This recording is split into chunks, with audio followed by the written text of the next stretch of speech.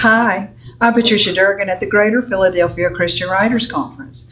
Today I'm with author David Winters, who has the most interesting concept for a book, Sabbatical of the Mind. Thank you for joining me, David. Well, Patricia, thanks for having me.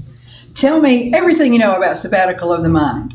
Well, I have to tell you that I got to a place in the Washington rat race where I was running around crazy and just did not feel comfortable in my own skin. I was having anxiety coming out of nowhere after years of feeling very comfortable in my federal career. And suddenly I realized that I wasn't going to make it to the end of my career if I didn't do something drastic. And how did you choose this? Of all the options, how did you choose this? Well, that really came about through the understanding that I had to do something that took me away from all of the stressors, and I really needed time to not only be alone with God, but also to study and figure out the key areas of my life, the psychological, the financial, my physical health, and really even my emotional health. And so I took the time off to read, ended up reading 28 books and went on several adventures, went to Florida, went to New York and various places. And all through that, the focus was on God and getting my time alone with Him. And how long did your journey take, your sabbatical? It was a 5-month journey, and that was somewhat driven by needing to get back to work and make some more money so I could live. Yes. But, it was the time that I treasure now because I was able to go back to work, wound up with a whole new perspective and a new purpose in life.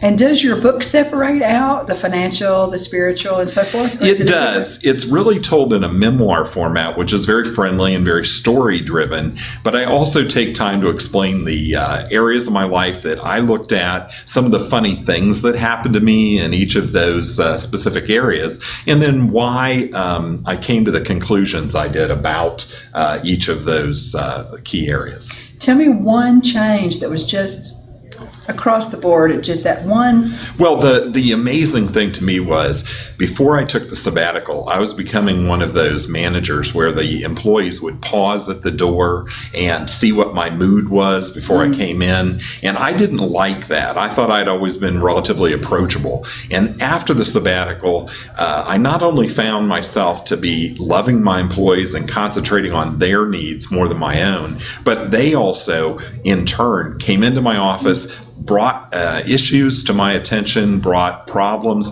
and we could solve them together much earlier in the process.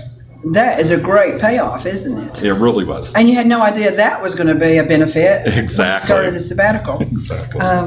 Where are you going from here? Do you know yet? Well, I want to go around and make sure that I have gotten this message out as widely as possible.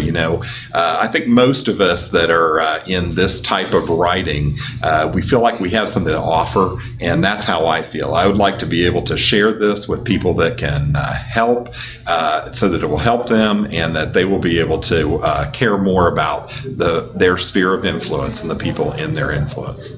So you're not only sharing your insights and your story, but helping us to make the same changes.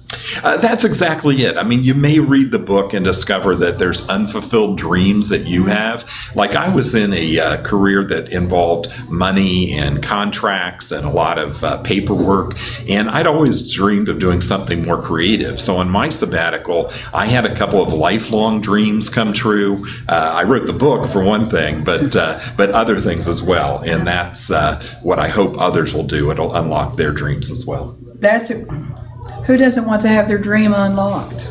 And did you feel God's presence and His pleasure that you had taken this intentional pause? Well, I think that was the main thing. I wasn't estranged from God. I didn't feel deep in sin or, having any kind of major addiction problem when I took the sabbatical. The issue was really just getting alone and finding out what He wanted in my life and putting Him before my own needs.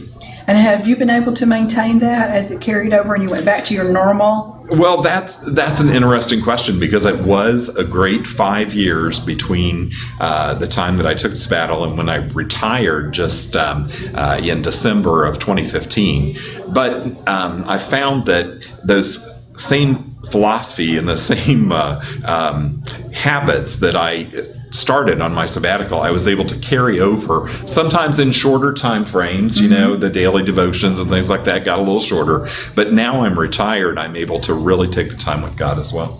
So are you on a somewhat permanent sabbatical as far as mentally? How cool that is. And you know, one thing I talk about in the book too are mini sabbaticals. You know, a lot of us can't just stop all of our responsibilities. I certainly didn't want to get away from family and friends during the sabbatical. It was really all about caring about them more and about making more out of my life. So that's another thing that I'm excited about, that you know, I've carrying over those lessons learned to life now as well. So your relationships are richer. Your life is more full. True. Your connection to Christ is even more stable and established. Yes. I don't see a downside here.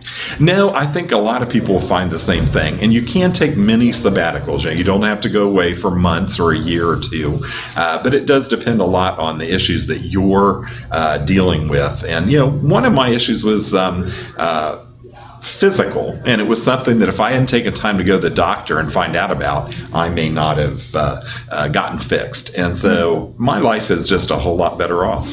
We have to do it intentionally, though. It doesn't fall in our laps. Is that right? Well, it is a decision for most people. Some people lose their job unexpectedly, or they have a circumstance come into their life with a family member where they are forced to slow down. And you can still get all the same benefits in that arena. But I would say for a lot of us that are living modern life the way it is, it's great to take that time off and purposefully explore all about you. Absolutely. And what better time than now? What better time than now? Christ is waiting, isn't he? Amen. So now how can we find your book? How can we find out more about you, David? Okay, my book is really sold anywhere that fine books are sold. Obviously online at you know, the major booksellers there, but also in your local Christian bookstore or another secular retail outlet as well. And your website is? Sabbaticalofthemind.net. So it's the same name as the book, .net. Great. Thank you so much for joining me, David. I appreciate it. Well, thank you, Patricia. Thanks very much for joining us. And make sure and check out, you need a sabbatical of the mind. So go get the book. Thanks. Bye-bye.